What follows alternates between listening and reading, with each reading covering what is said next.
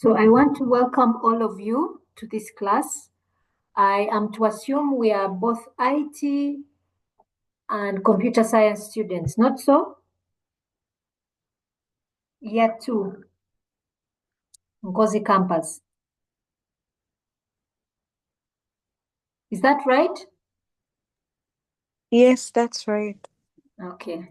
We were supposed to be joined by education ICT students, but the class administrator called me and she informed me that the timing was not convenient for them. However, they opted to join the same class to join the Masaka group, and I teach those on Tuesday evening. So those are there right now. So first of all, I want to welcome you all, and briefly, most of you don't know me. I'm just going to put on the camera on for a few minutes so you may see me. Hello, my name is Sheba. I hope to see you hopefully next week. I hope to make a trip to Nkozi. I'll let you know in the course of the week, but I hope to make a trip to Nkozi and we see each other face to face. This course unit is supposed to be done blended, so I live in Fort Portal because of family obligations, but because we have the blended structure or blended system of teaching and learning, I will be making a trip at least once a month and come and see you, and also hopefully see your colleagues in Masaka. So we shall arrange with Maria, and I'll also inform the others so that I make a round trip for both campuses. So number one, so that just to put that out there. Then two, what was the second thing? I hope you received the enrollment key for Moodle. I see so far, together with Masaka and education students, so far we have 31 students who are enrolled. I hope everyone has enrolled, because most of our content is there. That's where we shall find our assignments. That's where we shall upload our assignments. So I kindly request those who have not enrolled, please enroll onto Moodle.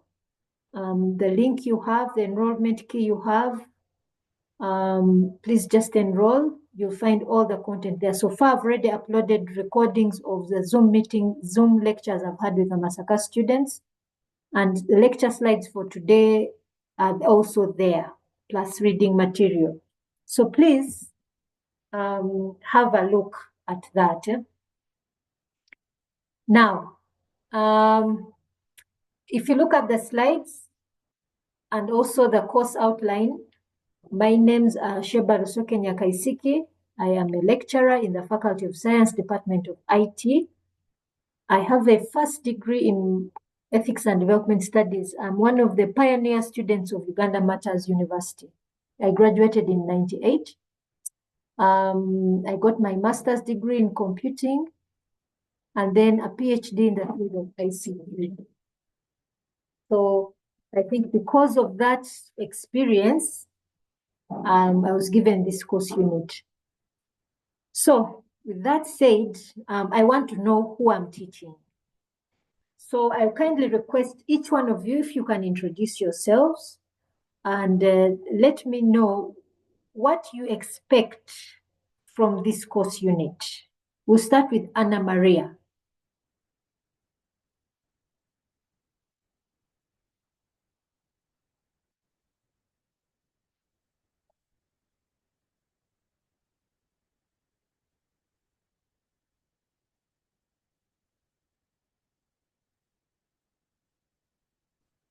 Anna Maria has fallen off. Can we go to Bonita Purity?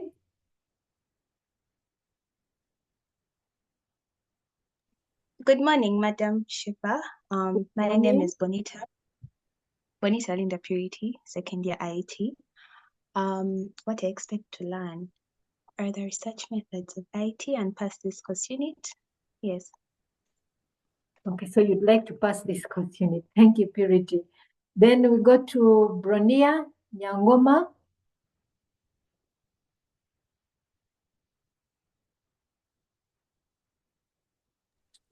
Good morning.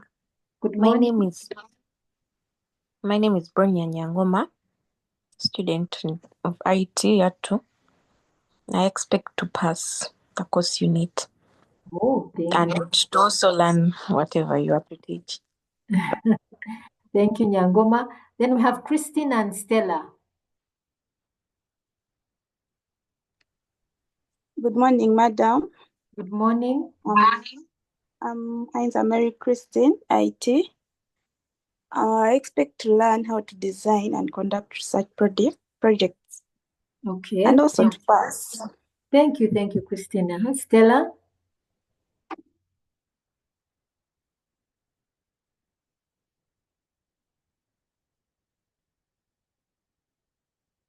Stella with you, Christine? Good morning, madam. Yes, Good morning, Stella. I'm Katisi Stella, IT. I expect to pass the course unit. Okay. We have Derek Simbwa. Good morning, class. My name is Simba Derek, IT Yato. I expect to learn more about research methods. Thank you, Derek. Then we have Diana Sima.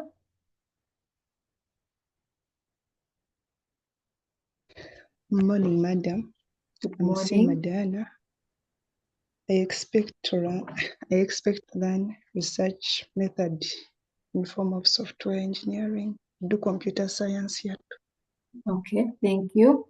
So we have Janina Tusime.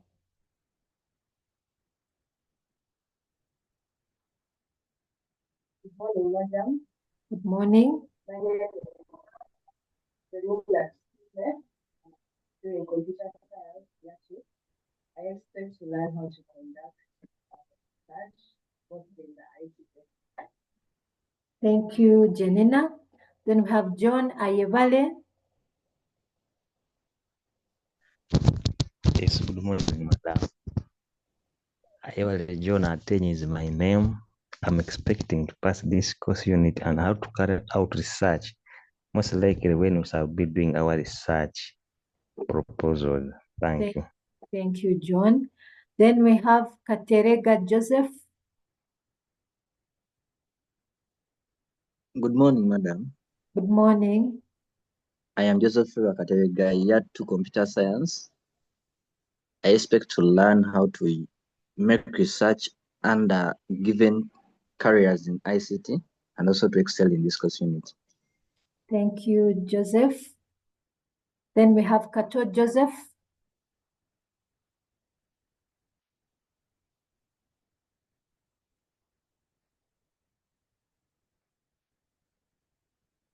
Kato Joseph.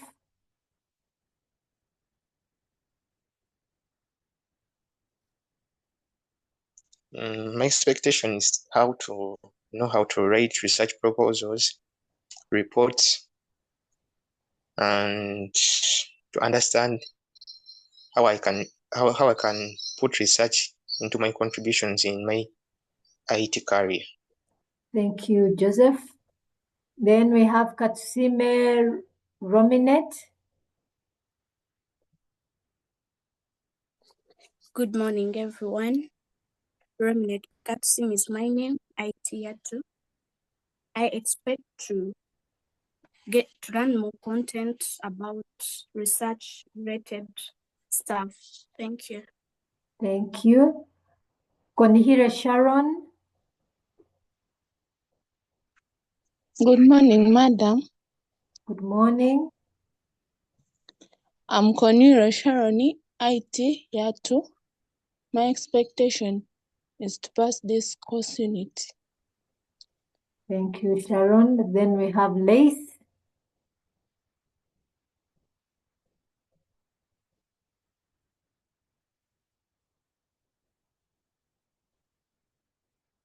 Lace, are you there?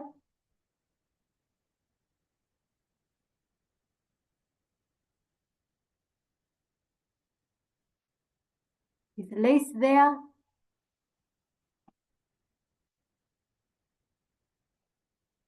Okay, if Lace is not there, can we have Martin Intege? Good morning, madam.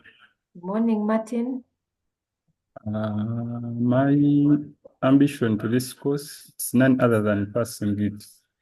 Okay. Yeah. Next, we have Namanya Gibson and Alan Paul.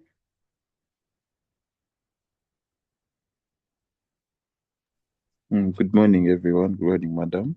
Good morning. I'm Gibson Namanya, and basically, I expect to add more on what I know compared to IT, basing on the IT sector. Thank you.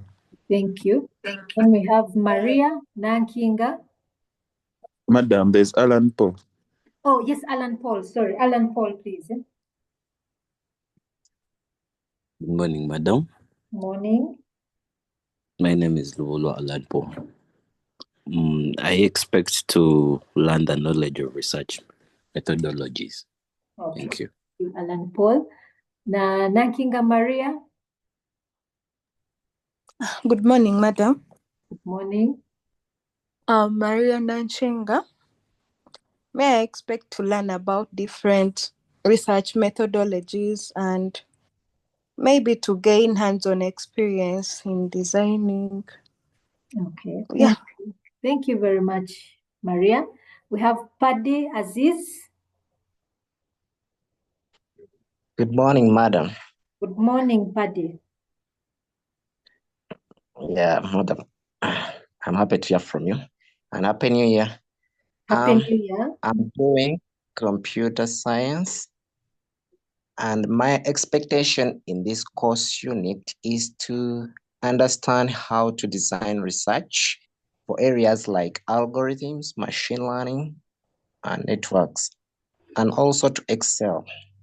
Okay, Thank you, madam. Thank you so much, Aziz. I've enjoyed your expectations, especially those who say they want to pass. So that's an interesting one. Now, we are going to do a little bit of online discussion. I'm posting a link in the chat room of Padlet. Please follow that link. It's asking one very basic question: what is research? So I want to ask you to get onto that link. I'm sharing my screen where we can see everyone's contribution. Follow that link, and as you post in response, just indicate your name. For you to post a response to this, just click the plus sign.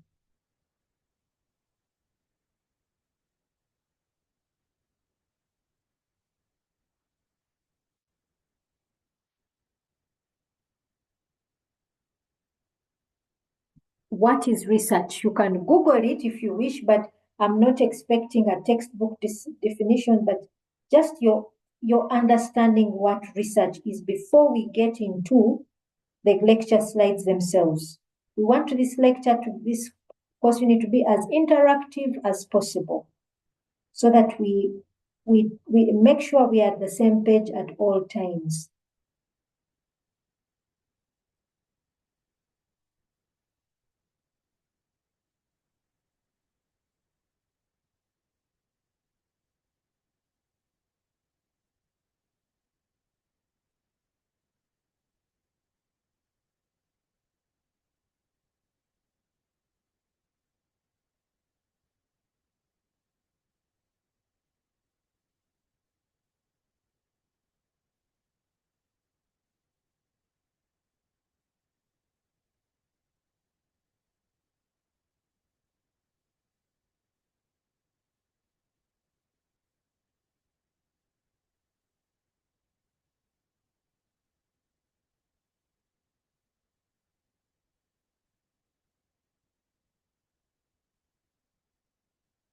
Hello, are we there?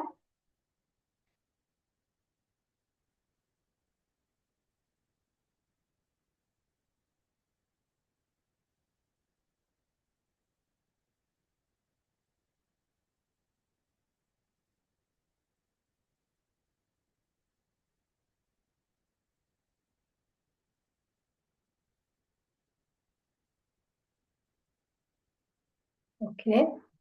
I see Trevor has posted. Oh, sorry. I keep losing the screen. So I'm seeing Trevor has posted. Research is a way of conducting survey over a certain topic. Okay, Trevor, thank you.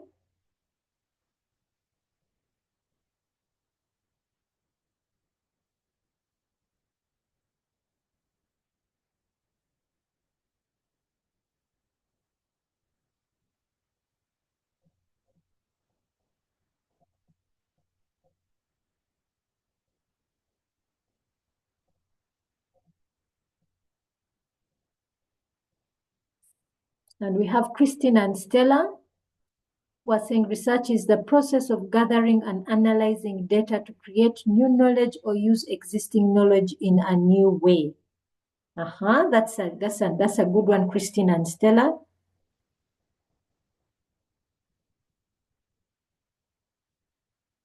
Then we have Bronia. Bronia says it's a creative process aimed at expanding knowledge and understanding of a particular subject. Thank you, Bronia. We have, who is Valiant Penguin? Research is a systematic process of investigating analysis. This is Gibson and Allen. Gibson and Allen.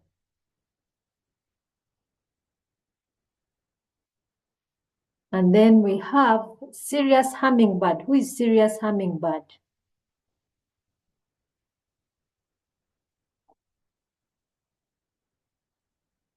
Who is Serious Hummingbird? Who says research is systematic and structured process of investigation and interpretation.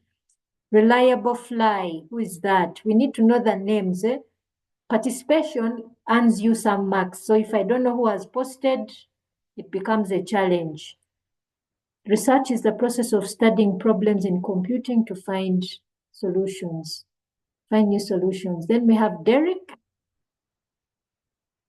We have Derek who says research is a systematic process of investigating and analyzing information to answer questions. We have Nanchinga Maria. It may refer to a process of investigating about a topic to discover new information.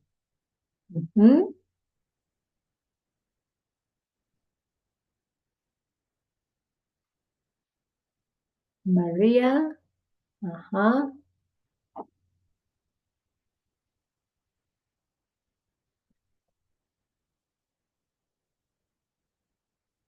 Any other?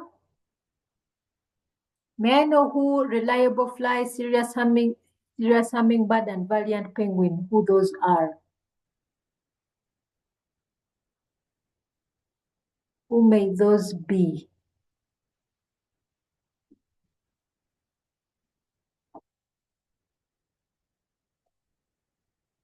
Do we have any more contributions?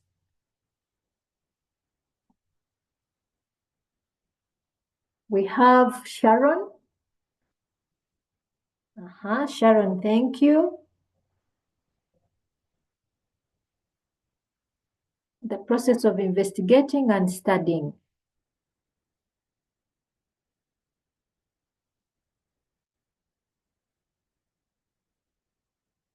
We have Vianney Sekai was posted in the chat room.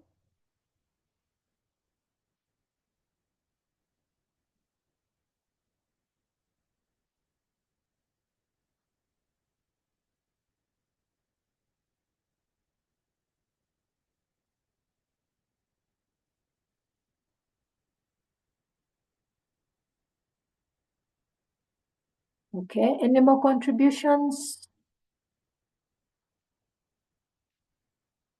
The majority I see are talking about research being the process of investigating a subject with the objective of adding new knowledge.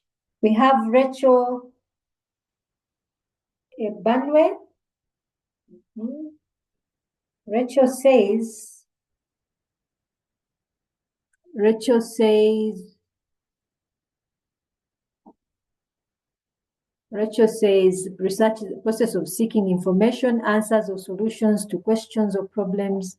It involves gathering data analysis and drawing conclusion to increase understanding of a knowledge. So here Pade says he's the reliable fly. Thank you, Pade.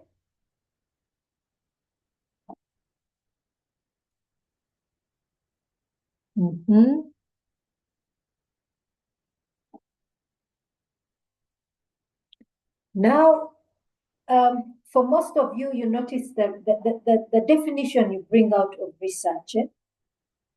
What is research?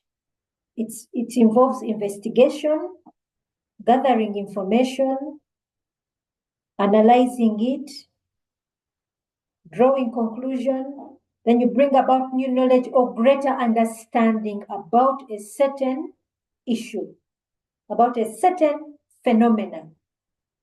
Increasing knowledge, not just for yourself, but for a certain group of people, not just for yourself. That's the key thing. It's not just for yourself, it's for everyone. Okay? You've seen others are saying systematic process. We have Janina gives the same, that it's a process of investigating. And who is brilliant, dear?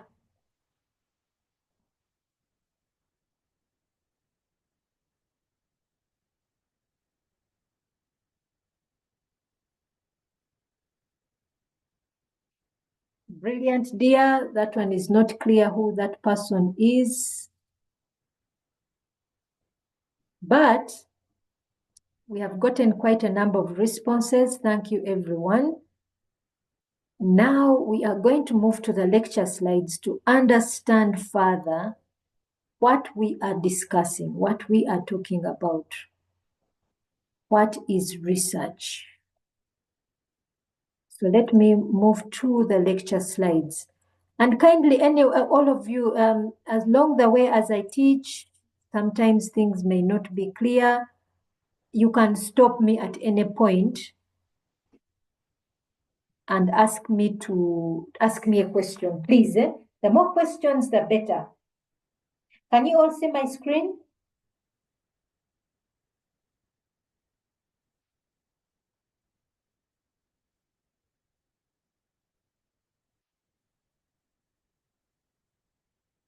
Okay, I'm going Yes, to. we can. Okay, thank you. Let me put this in slide mode.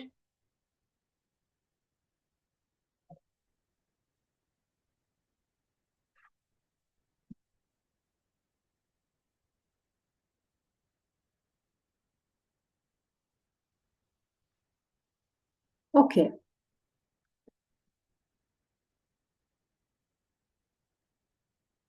We started by introductions, and all of you gave me your expectations about what you believe research methods, what you hope to gain out of research methods, what you're hoping to gain at the end of it. Responses were interesting. There are those who are hoping to pass. Of course, every time we do a course unit, we want to pass. For you to pass, it is important that you, of course, gain the basics.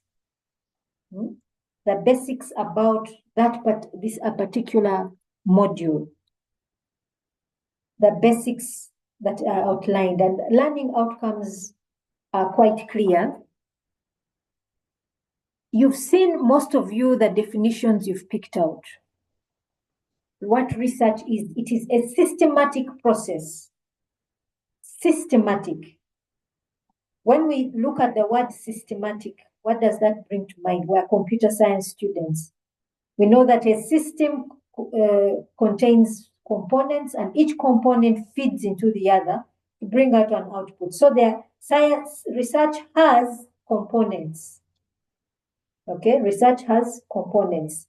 And those components, the objective is to study a particular phenomena, or what we may refer to as a research problem. To study it, gather information about it. analyze that information, communicate that information as new knowledge or as new understanding. Now, this is going to be really a key point, a research problem. Okay? The word research problem. A research problem is not the same as everyday problems. For example, me as Sheba, I may have a problem of how to make money. That is a problem. But is it a research problem? The answer is no. It is Sheba's problem. Somebody else knows how to make money. Okay? We may have, let's say, Maria has a health problem. Maria has temperatures go up, she has headaches, she has joint pains. Is that a research problem? No. That is a Maria problem. You may have an organization, now like we've had quite a bit of challenges economically. One of the reasons I'm in Fort Portal, I'm in the tea sector. The tea sector went into crisis from 2023 till now. And you may talk about Ugandan tea farmers, how they're in crisis, the tea factories, they're in loans, they're not producing enough to cover those loans. Is that a research problem? No, it's a tea sector problem. It's not a research problem. What may be a research problem, let's say for the tea sector, is how can we reduce the fertilizer costs for the tea farmers? That may be a research problem, something researchable. How can we reduce the fertilizer costs for Ugandan tea farmers? Because that's the primary thing. How do we reduce? Or how do we increase yields with limited fertilizer access? How do we increase? That's a possible research problem. Coming up with new knowledge, getting a better understanding, maybe of management, whatever it is, that could be a research problem. Okay? Something that is going to bring about new knowledge or a better understanding of something. That is a research problem. So a research problem, we need to be able to identify a significant research problem. Significance varies from levels of academia. At bachelor's level, it's not the same as master's level, it's not the same as PhD level. But whatever the case, it needs to be significant. Okay? Once we've grasped that, the next thing is the aims or the objectives. Yeah? Objectives. The objective or the objectives. Objective. To be able to identify the aims or the research objectives of a research project. And what these aims, the objectives, help you resolve the research problem. They're very relational. Yeah, remember we talked about research being systematic. The aims should be, once you achieve them, they should be able to help you resolve the research problems. Now, once you have identified these research objectives or objectives, you then must identify the appropriate research methods. The appropriate research methods. I think someone talked about it. I think it was Maria Nanchinga who talked about research methods, the different research methods. There are different research methods that can be used to resolve a research problem and its objectives. And you must be able to pick the appropriate one, the appropriate method to resolve that identified research problem and identified research objectives or aims. Yeah. 4, the appropriate data collection techniques. We have research methods and then we have data collection techniques. Not the same thing. A research method is not the same as a data collection method. An example of a data collection method is a questionnaire, interviews, focus group discussions. Those are data collection techniques. They are not research methods. Please bear this in mind because a lot of times students mistake these two. They are not interchangeable. A research method is different from a data collection technique. We shall look at research methods in detail. Yeah. After we have collected our data with our appropriate research method, appropriate data collection tool, we then have to analyze our data.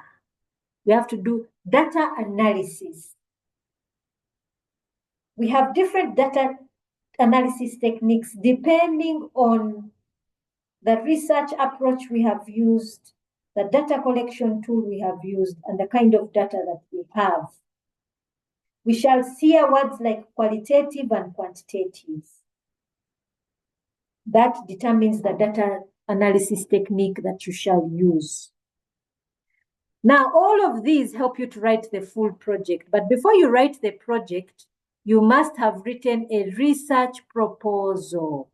So everything starts with, that's not necessarily a research proposal, but it starts with a concept paper, then a research proposal. Once the research proposal is approved, then you go ahead and begin collecting your data and analyze, then you write your research report. Okay?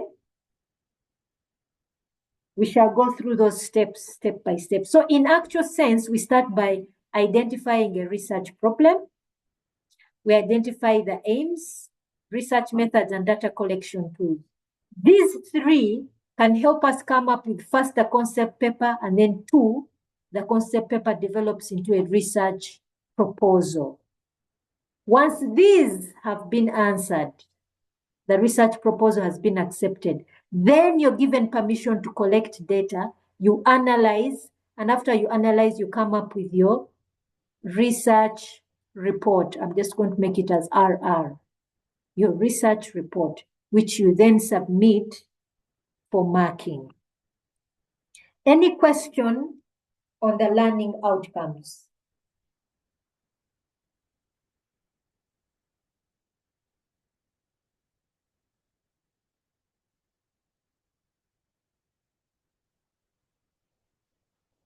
Do we have any question on the learning outcomes?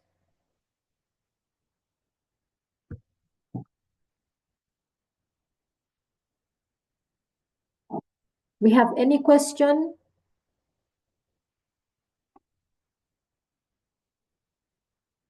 Colleagues, are you there?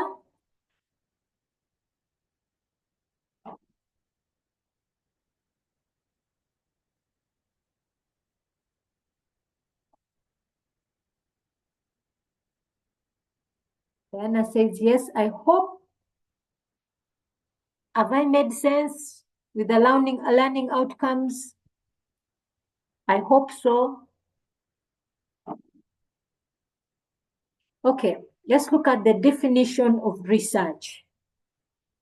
And most of you gave me that definition when we in the chat room and on Padlet. Yeah. First things first, we said it is a process. It is a process. Just like any process, we go through, where we are IT and computer science students, so we know what programming is. Programming is a process. For you to actually carry out programming, you first learn a programming language. After learning it, you pick an idea of what you want to develop. You have your initial design. You begin, you do your flow diagram. it's acceptable, we discussed whether with the lecturer, if it is a business thing, you present to a client, then you start the programming process itself. Yeah. So it's a process. After you've developed your application or system, you take it through the testing phase. Done with testing, you take it to deployment until the end. Like, do carry out maintenance until absolution or its lifespan comes to an end. So research is also a process. And if you look at, if you go back to the learning outcomes, I hope you are paying attention. If you look at the learning outcomes, they actually explain the process. Okay? Starting with identification of a research problem, the research aims or objectives, select your research method, data collection. You're done, you present a research proposal, it is approved, you collect your data, write your research report. That's the process. Okay? Now the process isn't just by itself, it is systematic. Again, this is another key word that came out as you defined. It is systematic.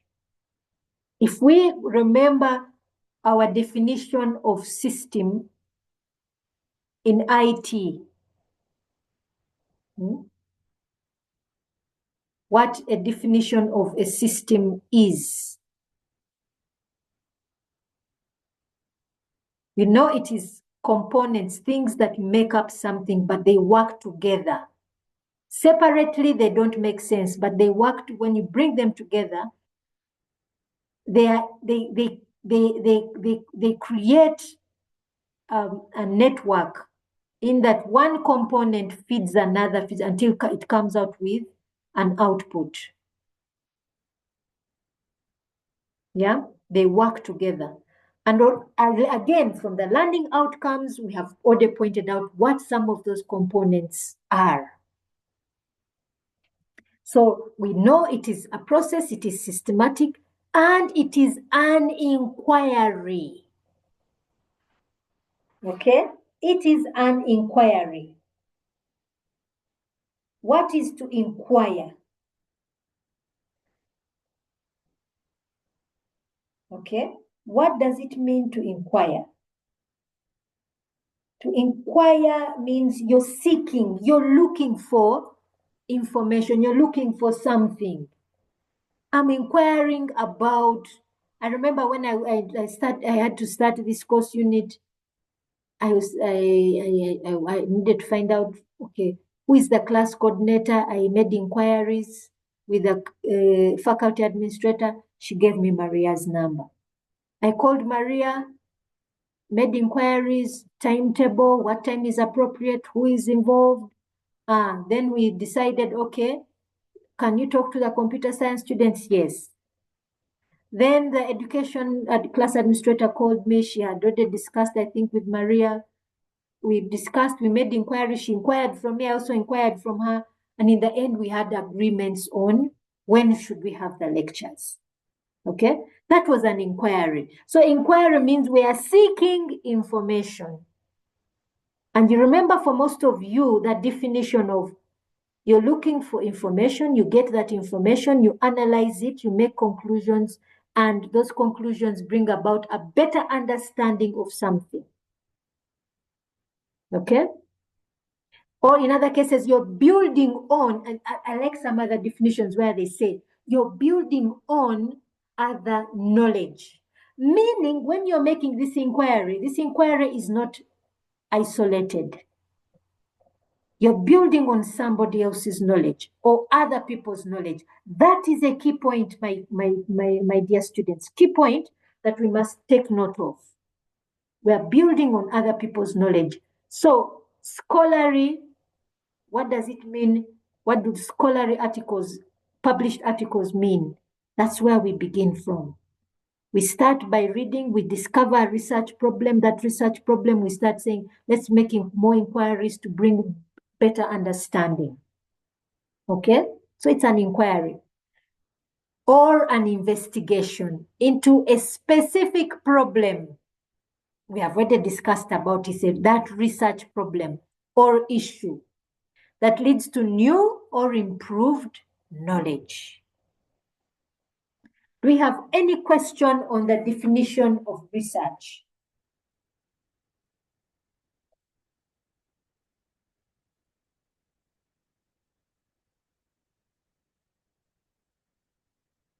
Do you have any info, any question or comment or anything?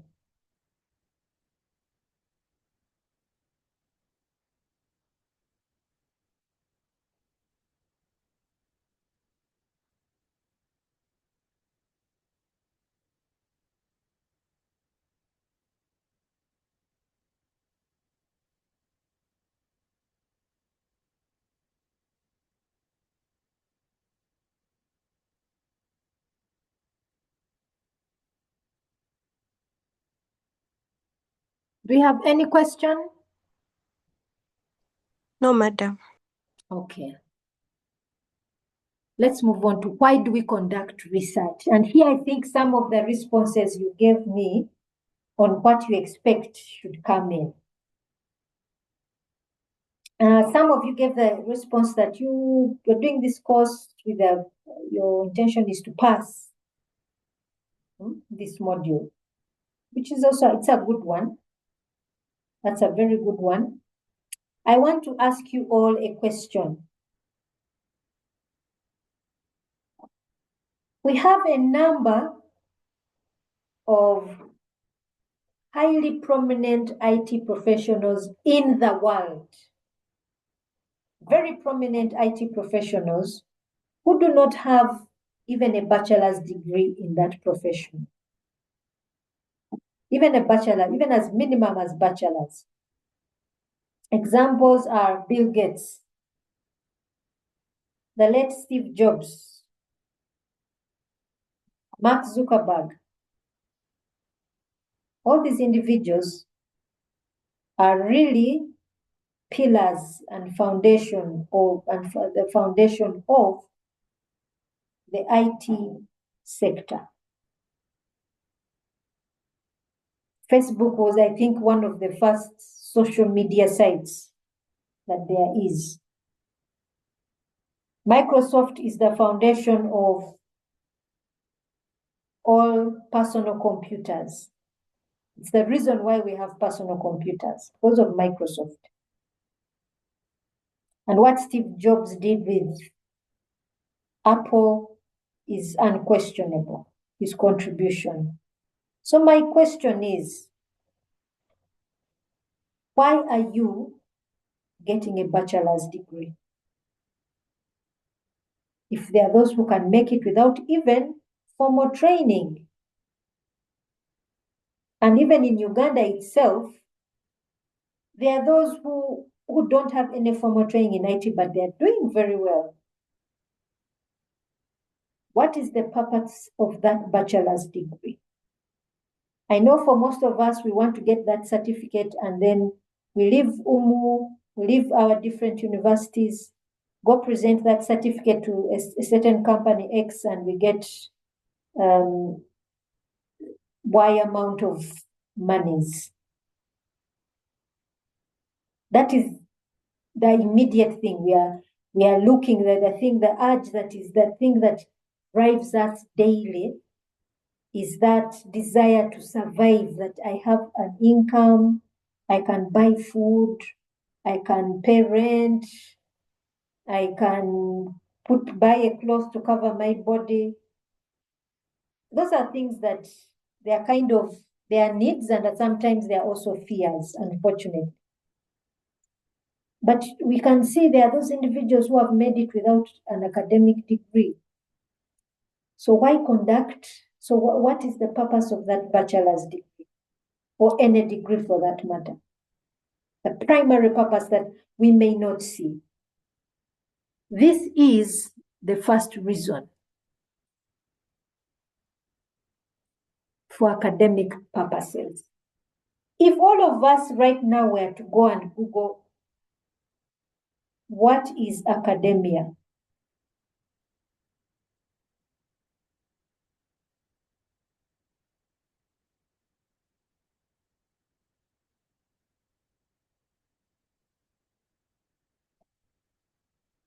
Can someone Google and see what is academia? What result do you get?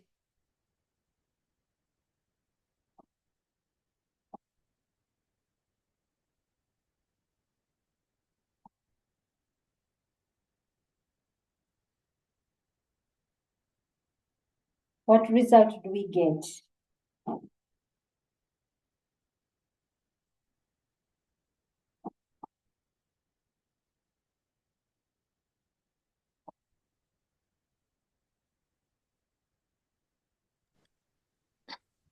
Madam, academia. Mm-hmm. Academia refers to the environment and community associated with education, research, and scholarship, typically within universities, colleges, and research institutions. Yes. Thank you very much. That's a very good response. Yeah. It is first and foremost research. If you go to any university always has three core objectives, three purposes for existence. The first is research. That's the very first. If you look at the topmost universities in the world, let's not go out in the world. Let's come to Uganda. Which is our topmost university? Which university is topmost in the whole of Uganda? Do we know which university is at the top? Makerere. Yes, thank you. It's Makerere. Yet, if you looked at the products that come, the students that come out, almost students hands down beat them. Almost students hands down. I remember one time somebody gave a report about, it was maybe 2-3 years back. There were certain students who went for internship and they had almost students, and I think some students from public universities, even Makerere included. And the company which hosted these students, hands down, said that almost students were much more skilled at the IT sector. For example, in programming, they said almost students were hands down much better. So why is Makerere at the topmost? Because of research. Makerere University carries out more research than any other university in Uganda. Other universities put teaching and learning as the first objective, but the first objective of any university should be research. Any university. I did my PhD in the Netherlands, the University of Delft University. It is the Technology University of Delft, Netherlands. And they have a very interesting academic calendar. You have 2 semesters in an academic year. One semester is for teaching and learning, and the second semester is purely for research. They don't have classes. Students and lecturers sit down and do research, and they publish. That's how serious it is. But here in Uganda, we are more focused on teach. But the primary purpose of any university should be research. That's why you see in the definition here, they are talking about an environment or community concerned with the pursuit of research. Research comes first, then education next, and scholarship. Scholarship is publication. Yeah, so that's why you find Makerere is at the top. It's at the very top. So research is key. Now, later on, we shall see research, it's unlike all the other modules that you're doing, programming, website development, computer maintenance, networking, and so on and so forth. All those modules are giving you professional skills. This module is teaching you how to think. Okay? It's teaching you how to think, to be a thinker, while the others are teaching you how to do. These ones are teaching you how to, this one is teaching you how to think. That's the purpose of the academic part. That's the difference between you and Mark Zuckerberg. Okay? We conduct research to acquire new knowledge. Now, let me state this. The new knowledge is not for Christine or Maria or Pade. No. The new knowledge is for you and a certain community, specifically the IT community. You're bringing about new knowledge, either in management or in business process improvement or whatever it is that is related to IT. Okay? In that acquiring of new knowledge, we find answers to questions. Questions posed by who? By that research community. That is why scholarship is important, reading published articles. We are there to solve problems in the practical world. As much as we think of it as being thinkers, we may assume it's where it's out there. It's not. They are very, very practical world problems that we are referring to. Okay. We enhance our communication skills because you are going to read, you are going to conceptualize something. And as you conceptualize it, you begin to think of solutions or how you're going to solve it. And then you have to communicate. Okay? The proposal, the concept paper writing, the proposal writing, the report writing, that is all communication. We answer the what if questions.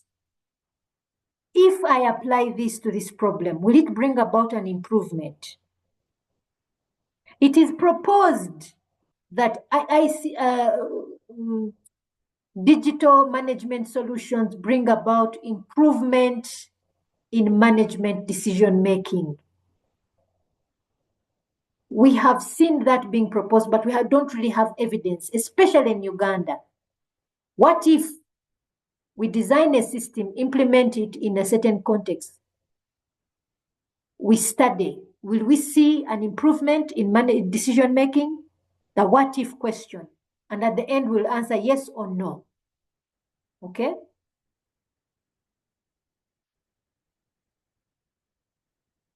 Why do research? Now again, coming to the practical side, to improve people's well-being. For example, the decision making, to understand really does it bring about improvement in a business process?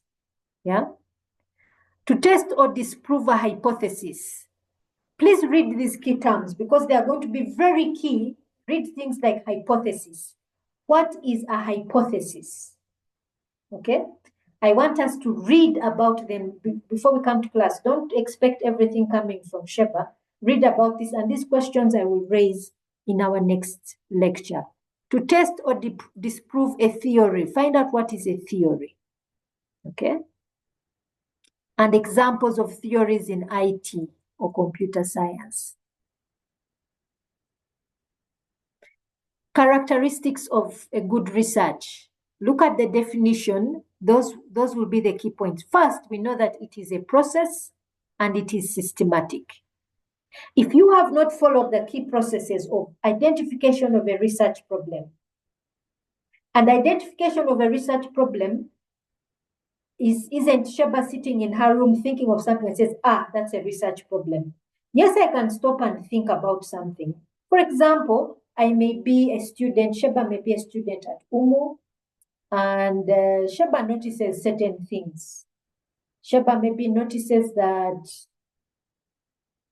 students who are studying online may be getting a bit bored. There's lack of participation in the online classes. And then she says, What if I introduce a new element in the online classes? Will that improve participation? For example, if I introduce AI in the online class, will that improve participation? Then Sheba decides to design an AI application to incite students to participate a bit more, maybe pose questions as the lecture is going on, and the student says, oh, this is a good question. Let me ask Madame Sheba. Then that application, she decides to implement it, and then carries out observation to see if online participation improves. She goes ahead and reads. Sheba has thought about it, she has observed it, she has thought about it, and she says, let me go and read on AI in online learning. Where has it been applied? Published articles, where has it been applied? What were the results? Has it been applied in participation? If it has, what was applied? If it hasn't, what was not applied? And then she says, okay, according to these articles, they say this, this, and this. And then they say this article was published in Singapore. This was in a case study in Singapore. This article was done maybe in Australia. This one was done in USA. We want to apply it in a Ugandan context, a developing context. Does it improve participation? What are the unique issues in the context of Uganda that affects? And Sheba goes, so you see, that's a systematic process. I went, I thought about it, I read about it, I articulate it in a concept paper, proposal, so on and so forth. I pick a research method, research data collection tools, I collect data, I communicate. It is systematic, okay? So in other words, research comes with rules and regulations, okay? The research process comes with rules and regulations. We must have read articles. Yes, we can think of something from observation, but then I also then go further and say, let me read articles. What research has been done? When was the last time this research was done? Which is the latest research on AI online learning? Okay. Recently, I had, I think it was, I don't know if I saw it on TikTok, where there was a report about students in one of these big universities in the US. I don't know if it was Harvard, I can't remember clearly. And they were saying that the professors found out students were using a certain AI application to do their assignments. And they were passing highly. So professors were up in arms, but there was actually no policy or law that stops students, that says that this thing is wrong. But of course, from a lecturer's point of view, where is the thinking process? You as a student, the point of academia is to make you a thinker, to develop you into a thinker, to guide you, not develop you. Development is actually a God, it's something done by God, but you're guided into this. So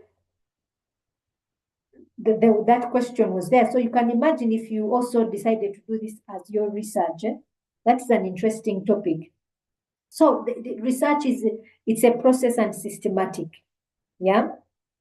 It offers something new to previous research. This is key.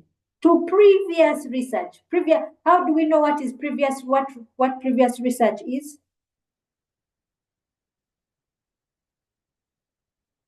Do we know how do we know what is previous research?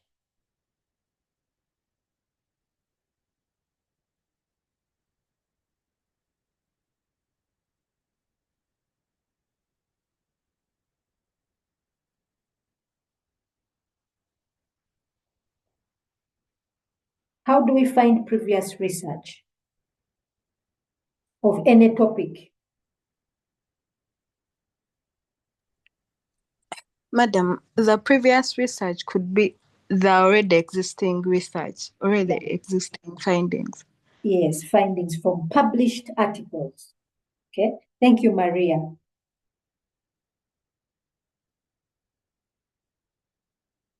This research the research addresses directly or indirectly real world problems. Directly or indirectly. I gave you the example of AI. That's a real world problem for a teacher and a student to have participation in class. It takes ethical and moral issues into consideration. This is a key point in research. I'm sure most of you have done ethics. And this is not a new term. Okay? Is that not so?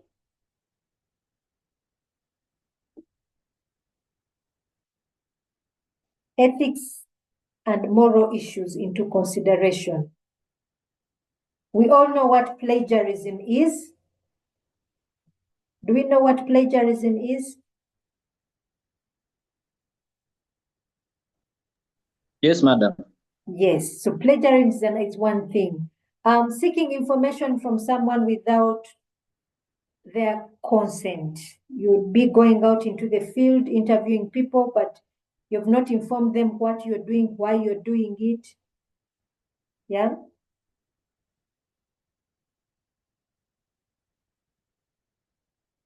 It clearly states the variables or constructs to be examined. The research clearly states the variables or constructs to be examined. The brainstorm AI application I was telling you about, we're talking about online learning, participation, integration of AI. Those are constructs or variables that would be examining. Yeah? Research should be unbiased. This is very, very important. Here is a mistake we make as IT students.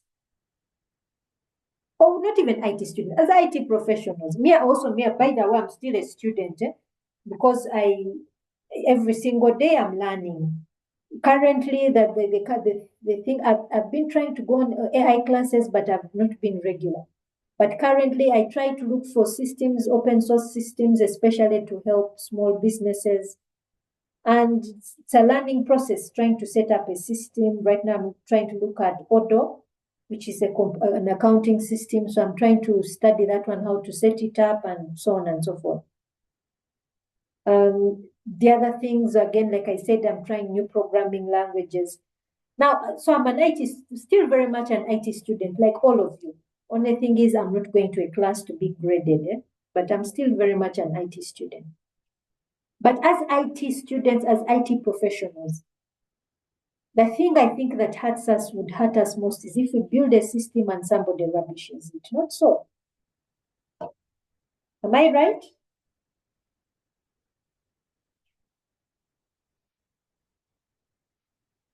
Yeah.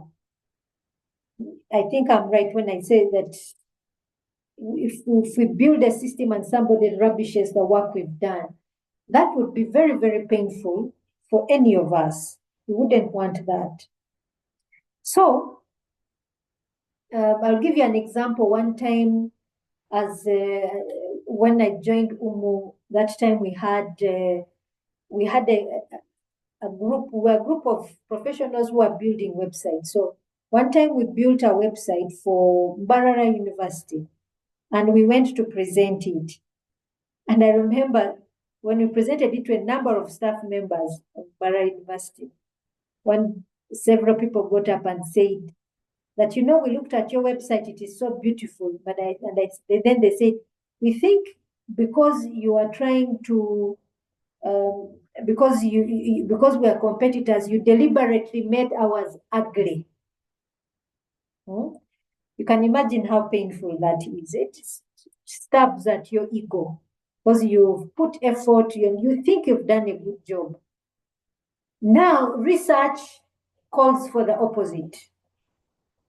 You must be unbiased. It is not about the system that you build. It's about what you're researching about that system that matters. Okay? It's about what you are researching. So take the example, the AI example I've given you. Imagine a student who builds the AI system application to go online to help in participation. The objective is for the student to determine, does this application improve participation or not? If it's no, the student reports clearly no, it doesn't bring about participation. And why is that? That is very much okay in research. Don't imagine that you failed. No, you have passed. Even a negative result is a result. Maybe the AI system is distracting. The student properly reports it's distracting. Okay, when I was doing my PhD research, the first idea I had was to set up remote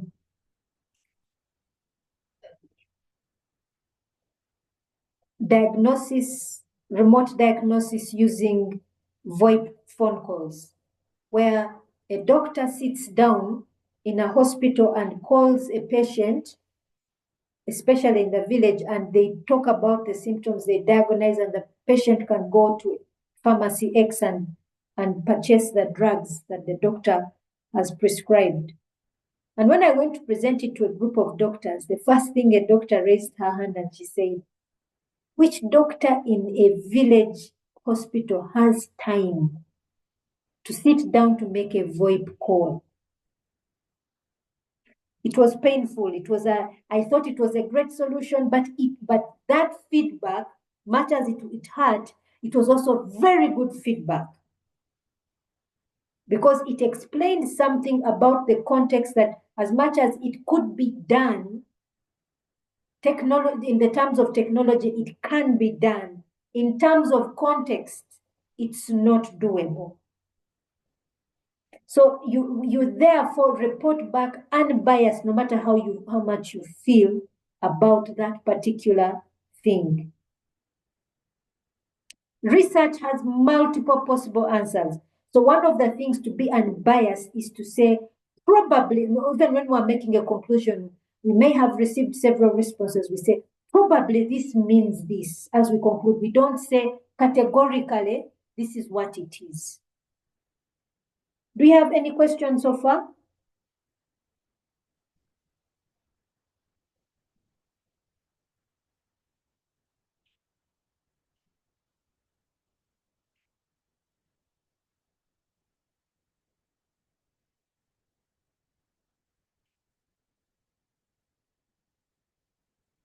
Okay, let's move on then. What research is not? Yeah, plagiarism, passing off somebody else's work as your own. Remember, we are now learning to be thinkers, to communicate, to come up with new knowledge. So you are coming up with new knowledge. You don't pass off somebody else's knowledge as your own. Falsifying data. Yeah. You have Joseph Katerega, who's supposed to go out into the field. He says, I'm not in the mood. I've downloaded several series I want to watch. No. I'm going to sit down, fill out this questionnaire myself. I'm going to pretend I interviewed several people. And I'm going to write down their narrations. That is falsification of data. Misinterpreting information and misleading participants. Yeah, these are the ethical elements. Providing inadequate references to your work. This is very, very important. We must read as much of scholarly articles regarding our topic as much as possible, and state of the art. The closer to our current period, the better. Okay? Problems encountered during research. Lack of sufficient or appropriate literature. Inadequate data. Inadequate funding. Lack of trust by data providers. If you have not convinced them or explained to them why you're collecting this data, Time and effort. Research demands time and effort. If you don't have time, don't bother. If you don't want to put in the effort, don't bother. Okay? Now, this is a class exercise for next week. Okay? What challenges do you expect to encounter as you do your research? How do you plan to overcome them? We're going to use Padlet to discuss this, and participation again earns you some extra marks. Do we have any question?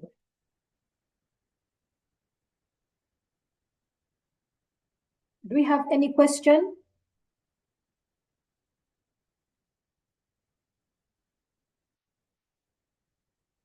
No, I guess no, madam. Okay.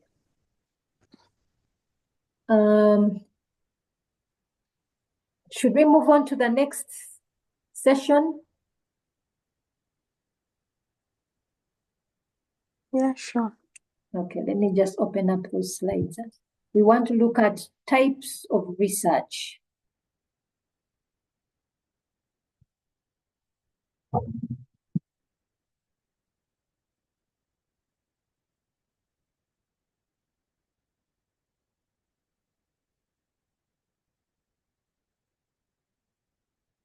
Okay, I hope the screen is visible.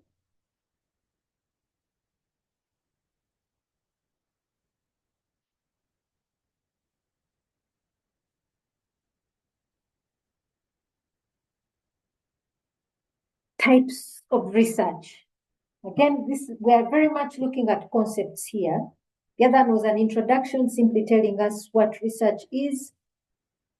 Now we want to start delving into research itself. We are going to be doing research. Where does our research fall? We have people doing research worldwide in different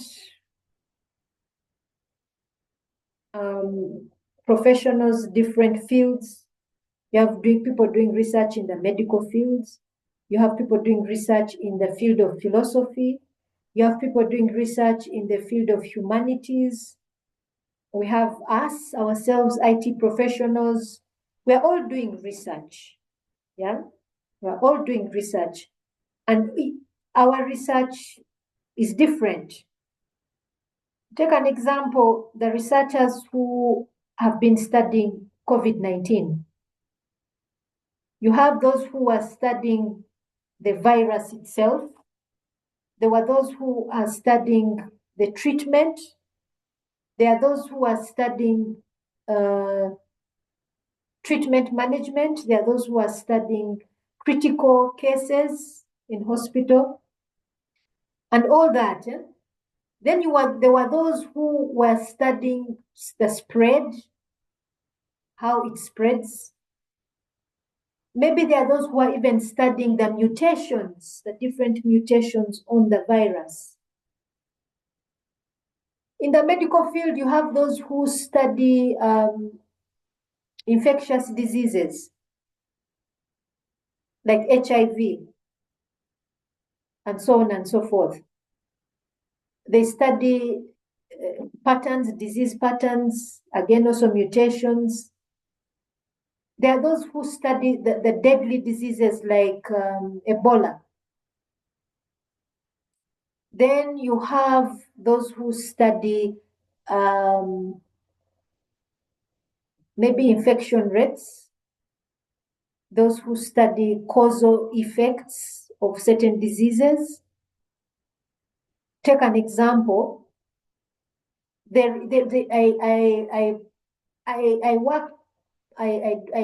do give support to an organization called PICAO, Palliative Care Association of Uganda. These are people who oversee the care of patients who are at their end of life. Yeah.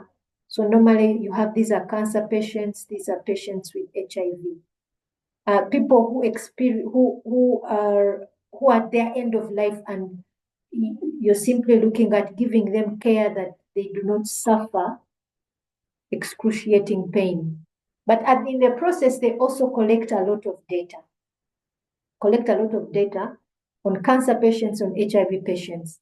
Now, from there, that aggregated data, it's called aggregated data. So take an example. If you find, if there in every hospital, they decide to collect data on HIV patients who have cancer, or other people who also seek palliative care are people with sickle cells and anemia, because they also experience a lot of pain. So when we say aggregated data, they will say maybe patient X, not without giving the name, maybe this person is suffering from HIV and cancer. Maybe patient Y is suffering from sickle cells anemia. There's patient Z who is suffering from cancer, and which type of cancer, that kind of thing. So they don't give the name, but they give the patient and the disease and the things like that. Now, from that aggregated data, they found out, they noticed a pattern that normally people who are HIV positive are also normally afflicted by a certain type of cancer. So based on that, they then said, can we go ahead and do further study to find out why it is that patients with HIV are the ones who seem to be more prone to getting this type of cancer than any other patient? Yeah. So that is also another type of research. Yeah. Then you have people like us, IT professionals. Our research normally is about implementing IT solutions in the real world and their causal effect and their effect on certain things. We normally apply these solutions hoping to gain something. And sometimes maybe we don't, or we continue to hope, but there's no evidence that we're actually getting what we are hoping to get. Yeah. So that's also another type of research. So all of these types of research are categorized. Yeah. So at the topmost, we have what we call basic and applied research. Yeah. And these are then broken down to other several groups. So let's start with what is basic research. I'm going to ask a question I asked also the Masaka students. Have we ever heard of Darwin's theory of evolution?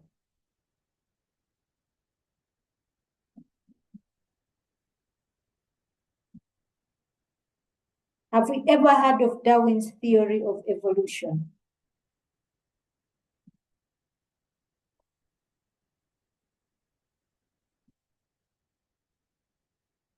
Or the theory of evolution?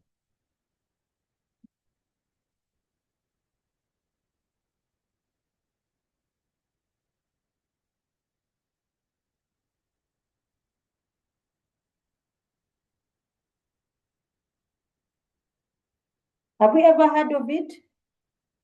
Joseph says yes. If not, if you've ever heard about the theory that man comes from apes, yeah, that is Darwin's theory of evolution. That theory started from curiosity, essentially.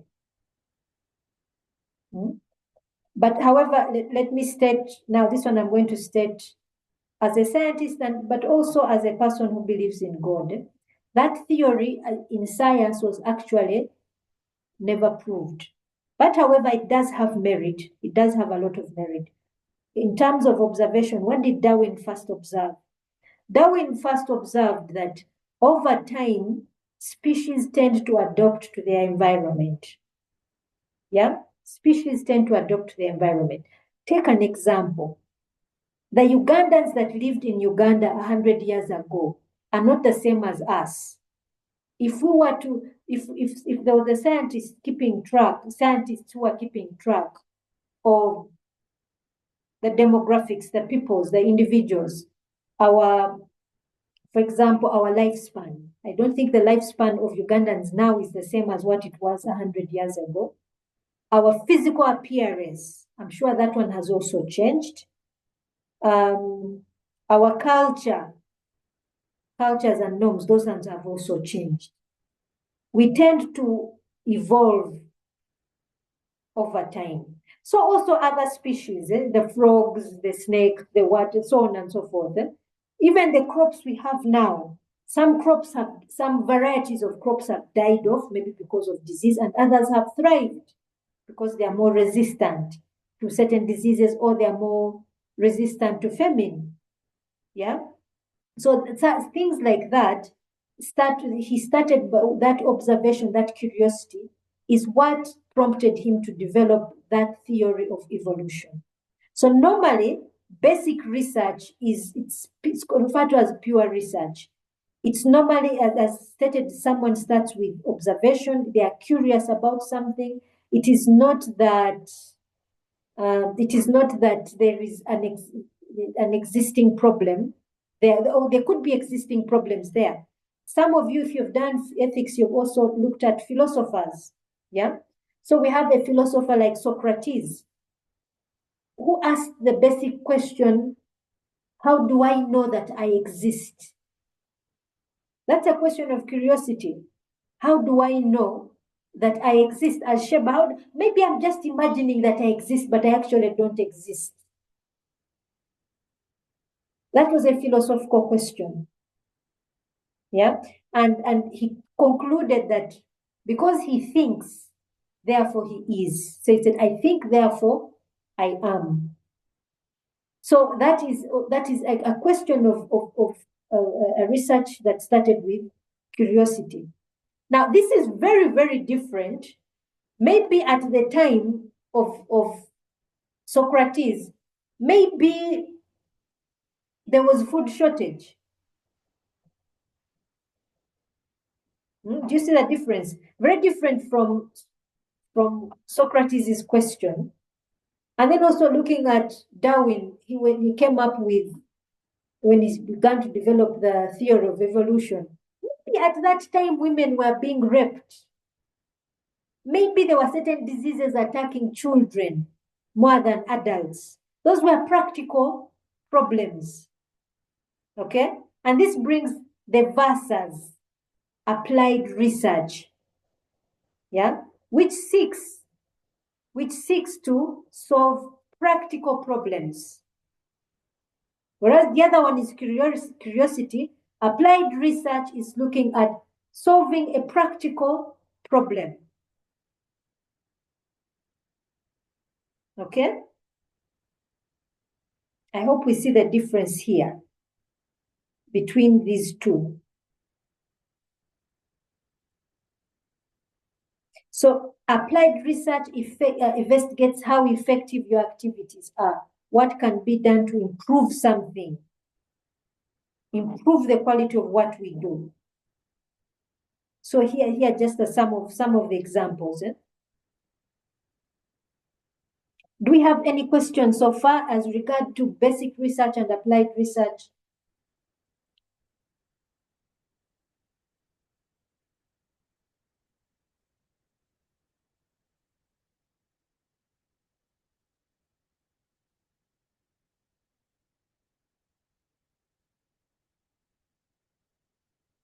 Do we have any questions so far?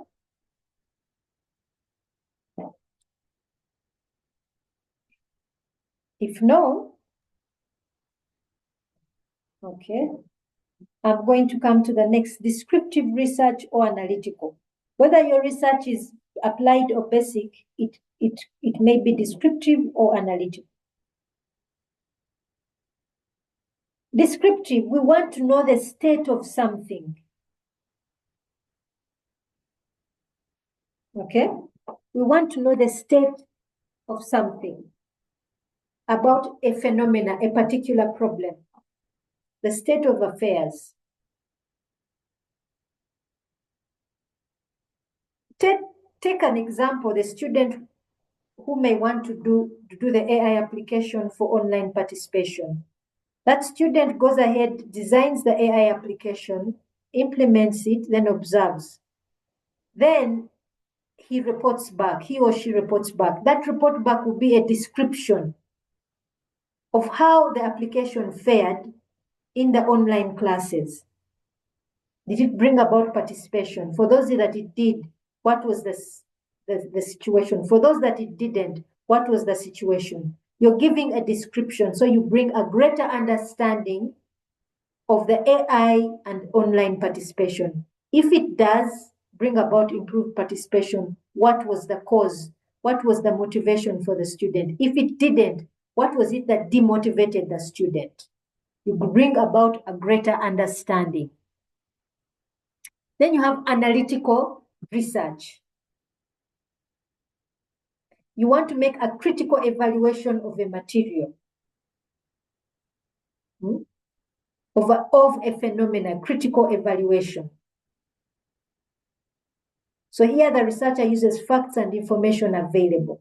You analyze. It's not just a description, but you analyze. Normally, this is some research which is quantitative in nature, which really goes into hypothesis. If you look for words hypothesis. A hypothesis is a statement which either is to be proved or disproved. Those can be quite analytical. Yeah. Then we have quantitative or qualitative research. Our research is either quantitative or qualitative. If we look at those terms, quantitative, it comes from the term quantity. So it's referring to numerical values. We are looking at numbers. We either prove or disprove something based on expressed numbers. Yeah? How many times does this phenomena occur? How many times does this thing occur in participants? This feeling, this desire, how many times does it occur? If it does, then we prove or disprove this thing. Okay, so quantitative research refers to value, refers to quantity. Yeah, it's normally concerned with variables. Variables. Now let me give an example. Right now we are 16 students. I think previously we were 22. Some have fallen off as we've gone along the way. Let's say we were 22 participants in this class, and we want to look at participation of students. We are going to have X number of lectures throughout the semester, and somebody does a study to see participation. Every time Sheba raised the question, how many people responded? Every time a topic was covered, how many people asked questions? Every time a question was posted, how many people responded? And of those that responded, how many were male? How many were female? Of those that responded, how many were from IT? How many were from computer science? Then at the end of it, when the results come out, they would give a quantitative image of how many people responded throughout the semester. How many asked questions, how many students asked questions, how many questions were prompted by the students, how many were prompted by the lecturer.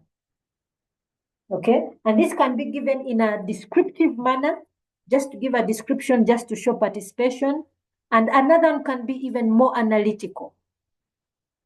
Someone can decide to go analytical on that and say, probably girls participate better in research methods than the boys. Or maybe research methods prompt more questions from the lecturer than the student. Or could be the teaching methods of the lecturer are not good, that kind of thing. A lot of analysis can be done. That is quantitative research.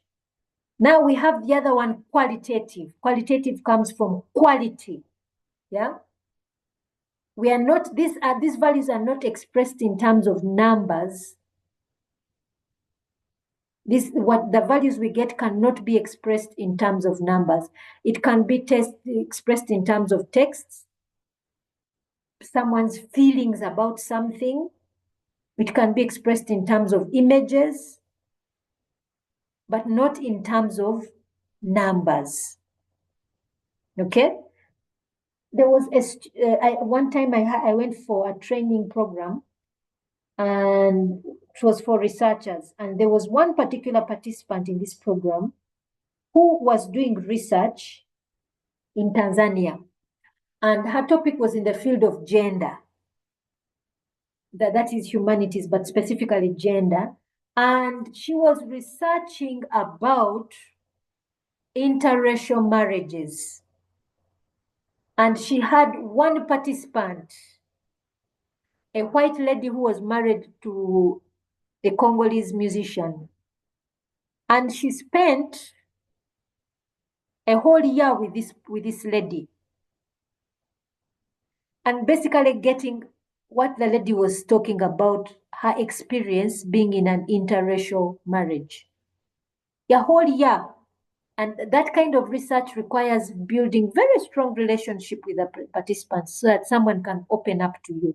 Very unlike the quantitative research, where someone may simply just record this number of participation, this number of questions, that's very detached.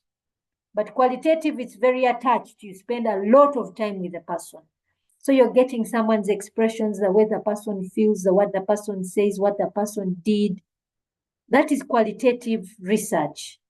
Normally, the underlying issue with qualitative research is you want to discover the underlying motives and desires, the underlying motives, which quantitative research may not give you. For example, now for the example I gave, if someone was observing our class, they may not understand why there are very little questions coming from the students. They may not understand why there is low participation. Whereas in the forum discussions, whereas qualitative research brings those ones out. Someone may spend time, let's say, with Maria, and Maria may open up and say, maybe Madame Sheba, she speaks too fast. Rominette might say, most of the time, by the time I go to class, I haven't eaten breakfast. Maybe Christine might say, I'm finding research methods very hard. Those slides, that person is getting the underlying issues, unlike the quantitative research. Do we have any questions so far on the two, qualitative and quantitative?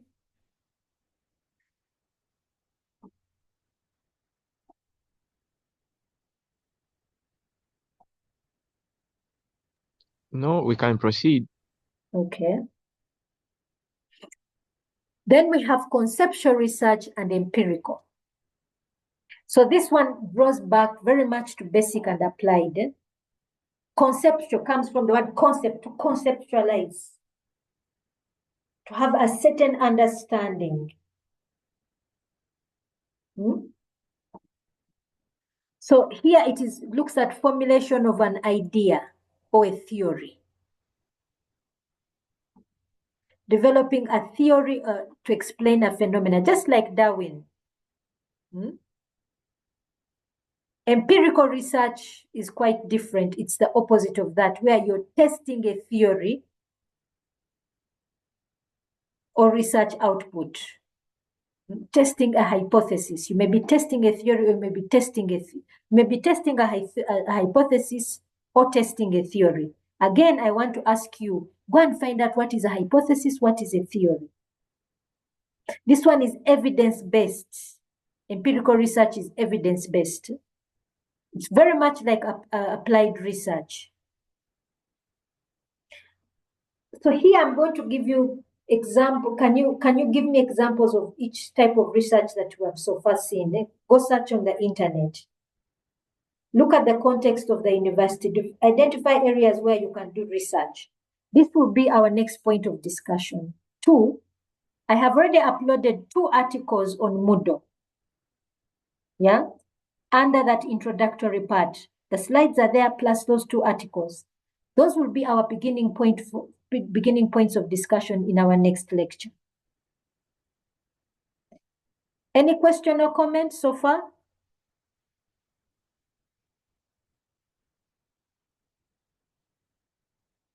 No. Okay. Do we have any comment, any question? Nothing, absolutely nothing. Pade, I'm seeing is asking about what about experience, madam? Pade, could you clarify that question? What do you mean?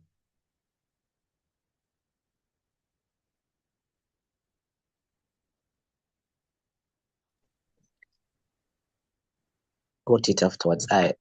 You were like talking about the qualitative research, where we are giving some examples. Then I was trying to ask about what about experience.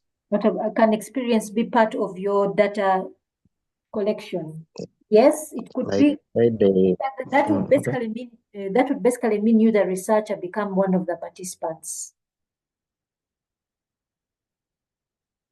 It could be that one can also be part of it. The researcher himself or herself can be one of the participants, but that should be avoided as much as possible, because then it then comes to bias. It should really be about the other participants, not you. We try to avoid that as much as possible, but with qualitative research, you can't avoid it. Take an example. There was somebody who did research to find out what it felt like to be behind bars, to be in prison. And this participant actually went into prison and reported back his experience. But however, when he was leaving, one of the prisoners told him, but you, however, the difference between you and me is that for you, you're going away. Me, I'm staying here. That is one way of collecting data in qualitative research. Another one, I think most of you have heard about female genital mutilation or female circumcision. You've heard about it? Yes, madam. Yes. So now several researchers have in trying to understand this phenomenon, because it has been criminalized in most countries. I think in all countries it has been criminalized. But however, it has not been stopped. Okay? It is a practice that is going on, and it's done by women, and even some women. There's a case I had of a lady who her mother had decided not to do it to her. She grew up, she got married, but then eventually she went and decided to have it done.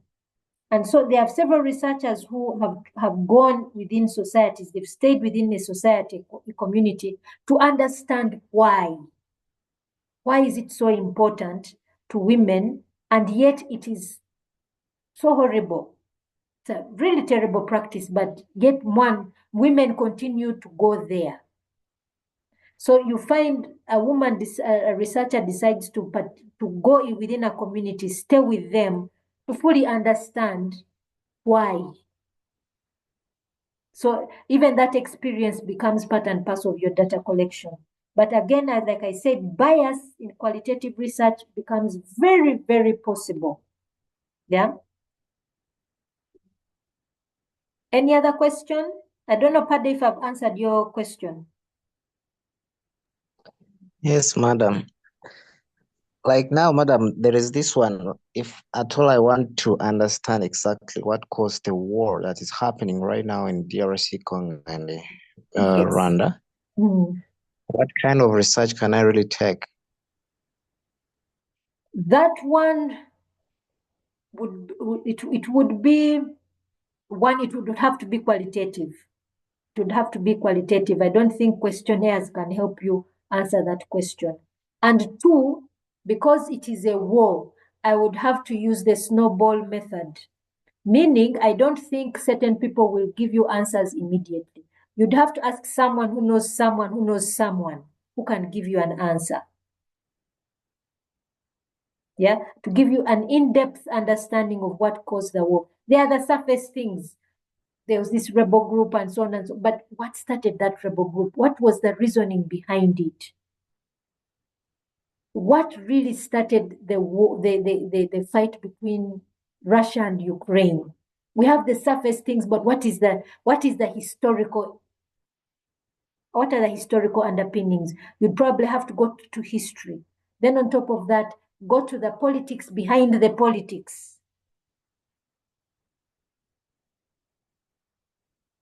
and getting certain key informants who most likely you don't want to, whose names will never appear.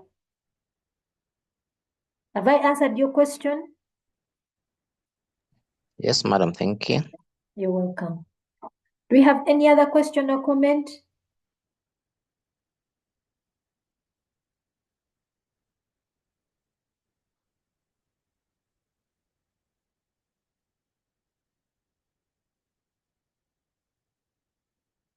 If no, then maybe we end the lecture here.